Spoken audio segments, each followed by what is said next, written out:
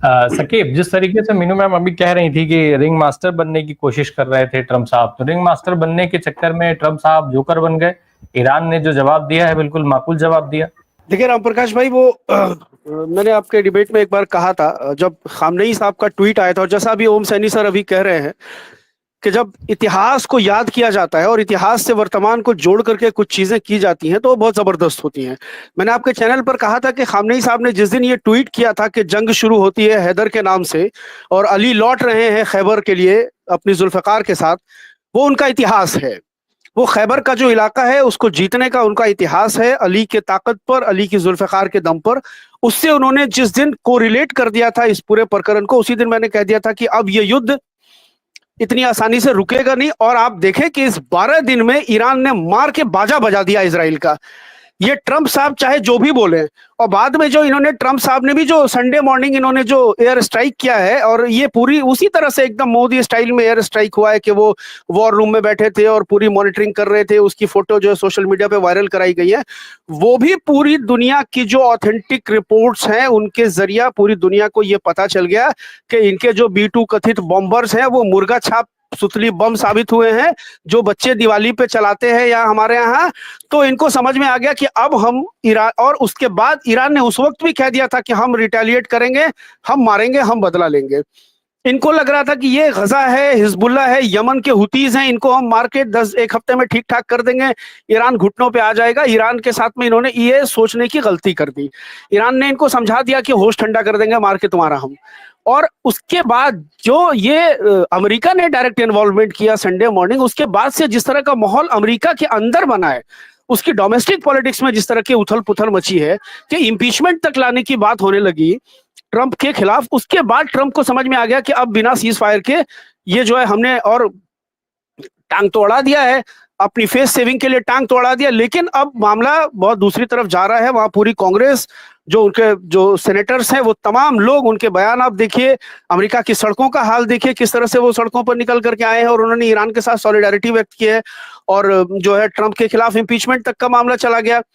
और मीनू दी ने एक और बात बहुत, जब डे 1 को ये हुआ था, मतलब जिस दिन अमेरिका का स्ट्राइक हुआ था, उस दिन एक चीज कही थी कि आप जो ट्रंप जो सिचुएशन रूम से या अपने व्हाइट हाउस से जो नेशन को संबोधित कर रहे हैं, उस वक्त जो JD वांस की बॉडी लैंग्वेज है, वो मीनू मैम का सही आकलन था कि वो इस युद्ध के लिए शायद तैयार नहीं थे कि अमेरिका को इंटरवीन करना चाहिए। और शाम होते होते BBC के हवाले से ये खबर आई है कि JD वांस ने स्टेटमेंट दिया है कि हम युद्ध में नहीं है। और यही ऑब्जर्वेशन आप देखेंगे कि नेतन्याहू जब जब आ रहे थे ईरान पर हमले के बाद मीडिया के सामने, या उनकी वीडियोस आ रही थी, उनके टेम्पर और टोन जो है आप उनको देखिए। और अमेरिका ने जो ये सुतली बम मारा है ईरान पे, और उसके बाद जो उन्होंने थैंक यू डोनाल्ड ट्रंप कहा है, उस वीडियो में उनकी बॉडी लैंग्वेज को देखिए तो आप फर्क समझ पाएंगे कि उस वक्त जो है जो नेतन्याहू की बॉडी लैंग्वेज है, उससे अंदाजा होता है कि उनको अब समझ में आ रहा है कि थोड़ी हिम्मत उनको मिली है।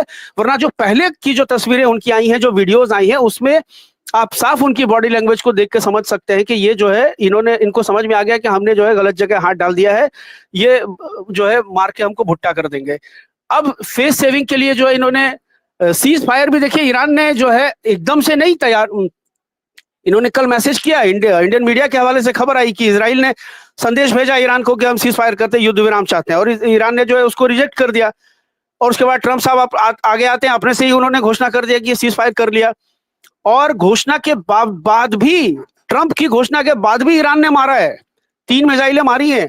फिर उसके बाद कतर के PM से जो मोहम्मद बिन अब्दुल रहमान बिन जसीम अल थानवी हैं, उनसे बात किया है ट्रंप ने, और कतर के अमीर को इन्वॉल्व किया है कि आप ईरान को किसी तरह से एग्री करिए कि वो जो है सीज फायर के लिए तैयार हो, तब जा करके मामला ये क्योंकि और अभी भी इस सीज फायर पर कितना भरोसा किया जा सकता है, सवाल ये है कि क्या अब इजराइल अपनी गुंडागर्दी से, अपनी बदमाशियों से बाज आ जाएगा, या अमेरिका अपनी बदमाशियों से बाज आ जाएगा।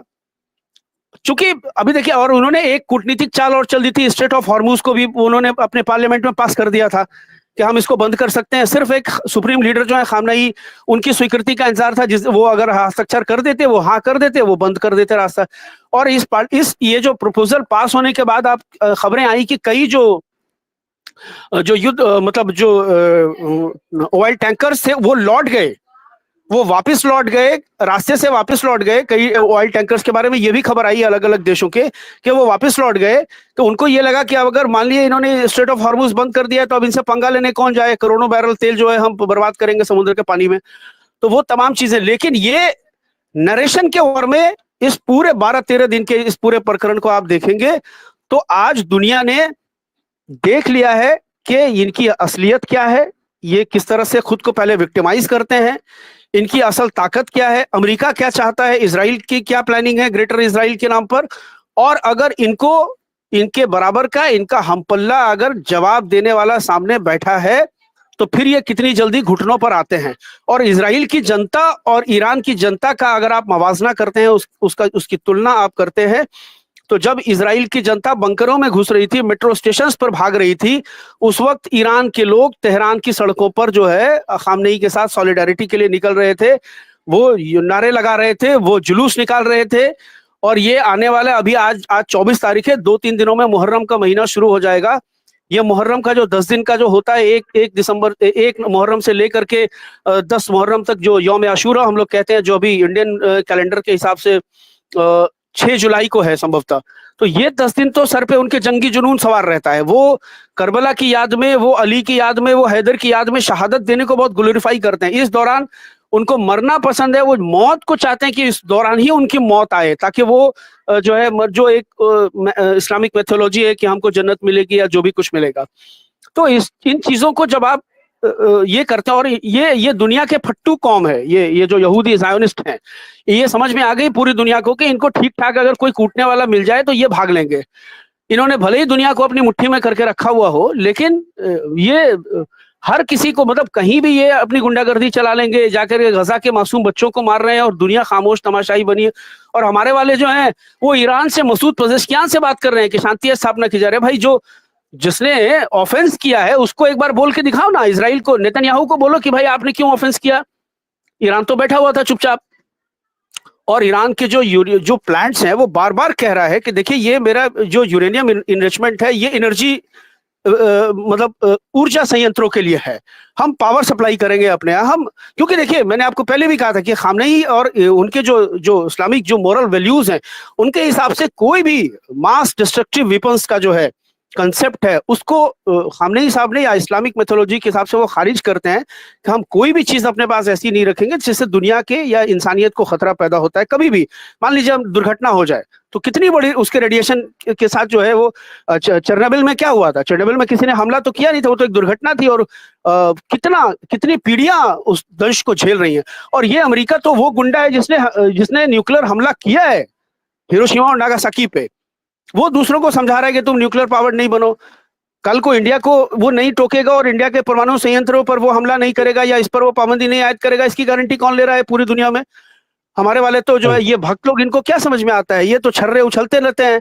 इनसे पूछिए जरा, इजराइल में एक भी हिंदू मंदिर है? ईरान में राम जी का मंदिर है, कई मंदिर है ईरान में, सरकार देख रेख करती है उसकी, चर्च भी है। और आपने देखा होगा कि अभी जो एक ईसाई सैनिक उनका शहीद हुआ तो खामनेई साहब उस परिवार से मिलने के लिए गए थे, उस ईसाई परिवार से मिलने के लिए गए थे। और यहाँ तो इजराइल में तो इनको जो है ब्लडी इंडियंस और ये करके गाली बक करके इनको भगा रहे हैं, बंकरों में नहीं घुसने दे रहे हमारे जो मजदूर वहां गए हुए हैं। उसके बाद भी इनको समझ में नहीं आता है। और टीवी पे बैठ के प्रवक्ता जो है वाहियात बकवास करता रहता है, भाजपा का प्रवक्ता और ये जो कथित आरएसएस के चिंतक हैं, इनको ना इतिहास का पता है, ना भूगोल का पता है, ना इनको सांस्कृतिक कोई 7,000 साल की उनकी दजला और फरात की संस्कृति है। तुम जो है उसको ऐसे ही कर दो, मतलब कागज के धुआं में उड़ा दोगे तुम उसको।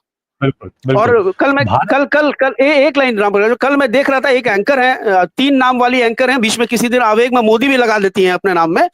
वो खामनेई साहब के पुराने ट्वीट्स निकाल रही थी कि खामनेई ने इजराइल को बर्बर और असभ्य राष्ट्र कहा है। 2018 के ट्वीट निकाले थे। भाई क्या गलत कहा है? क्या गलत कहा? इजराइल बर्बर और असभ्य राष्ट्र नहीं है क्या? पूरी दुनिया में उसने जो है शांति फैला रखी है, गुंडागर्दी फैला रखी है। मोसाद और सीआईए उसकी जो एजेंसियां हैं, उन्होंने गुंडागर्दी फैला रखी है। आप कभी कासिम सुलेमानी को मार देते हैं, कभी जो है तेहरान में घुस के आप इस्माइल हानिया का असैसिनेशन कर देते हैं। आप एक देश की संप्रभुता को बार बार चुनौती दे रहे हैं। वो दिखा रहे हैं कि हम भाई मोहल्ले के दादा हैं, कल्लू दादा। तो ये आपको समझ में नहीं आ रहा है। और वो जब जो जायज बात खामनेई साहब कह रहे हैं तो आपको बड़ी आपत्ति है। इजराइल के लिए आप कुछ नहीं बोल रही हैं, मतलब ये इंडियन मीडिया के जो गोदी एंकर्स हैं, इनको लगता है कि ये जो है बिला मतलब मन ही मन में फूफा माने बैठे हुए हैं, जो इजराइल को, नेतन्याहू को, बोल नहीं पा रहे हैं कि फूफा है मेरे। मुझे तो बड़ी मतलब 5 मिनट से ज्यादा सर मुझे बीपी की दवा लेनी पड़ जाती है अगर मैं 5 मिनट इनकी डिबेट देख लेता हूँ तो।